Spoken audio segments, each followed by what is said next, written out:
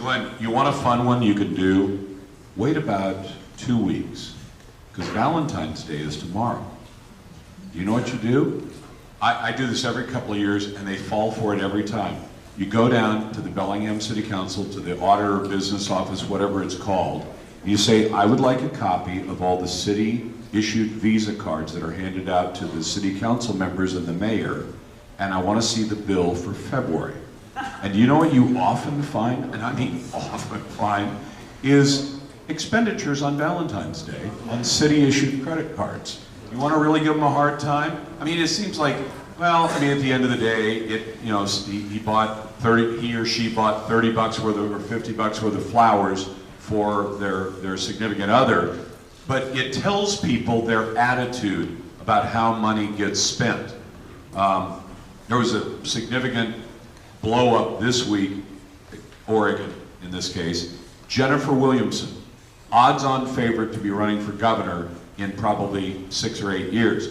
Running for Secretary of State, odds-on favorite to win it, Democrat of course, and she got blown up because over the last couple of years, she and her husband, who works for a high-dollar law firm, makes about $250,000 a year, had been traveling to Ireland, and, you know, I mean, a lot of foreign travel and everything else on her campaign money. Now, believe it or not, in the state, not illegal, just wrong. And the thing is, that story was about to pop on Wednesday, and they of course called her, say, we're about to publish a story. You always do this with somebody you're going to do a critical story on. We'd like your comment, which a lot of times it makes my workload easier. They say, no comment. Great, that was easy. And it blew up her political career. So that's a major league Democrat who is now not in public, well, she'll serve out the rest of her term as a state rep. She won't be Secretary of State. She almost guaranteed won't be governor. Taken out by a 4-week investigation, and all it took was for a reporter, I know the guy, to go down and say, I'd like to see the contributions and expenditures reports, and starts looking through them. Probably somebody tipped him, I don't know for sure, but they might have said, you ought to take a look at her C&Es, looks at him and says, wow, last year, the first 6 months of last year, she spent $10,000 on dinners and drinks. In $1,500, I don't spend $1,500 a month on dinner and drinks. And that would have been my money. She was spending campaign money. She was buying this and that. Oh, and they also found out while they were looking at it, most lawmakers who don't live in Olympia have to rent a place in Olympia. She rented a bedroom from her niece, which meant she got to take campaign money and put it in her niece's pocket. She rented another office from her husband, the lawyer.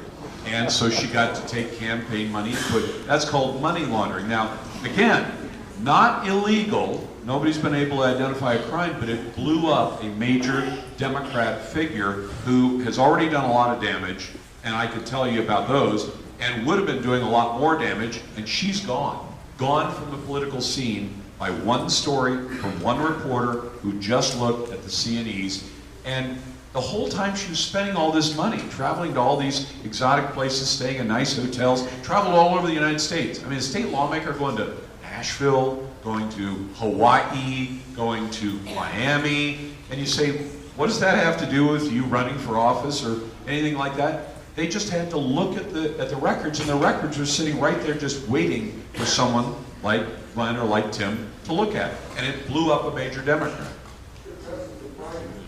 Yeah, exactly. Well, Biden launders it through the rest of his family. Blue-collar Joe doesn't touch that dough. That goes to Hunter or James or the wife or somebody else. And by the way, just in case you're wondering, my wife and I are very careful. I've told people this. I said, you know, somebody thought they couldn't curry favor this way, but if they said, we need to get Lars on our side, why don't we hire Mrs. Larson for a board position? Or why don't we hire her for a project of one kind or another? We'll put some money in her pocket. I mean, I hate to say it, but there have been some Republicans who've done this kind of thing too. So I would urge you to do not do this.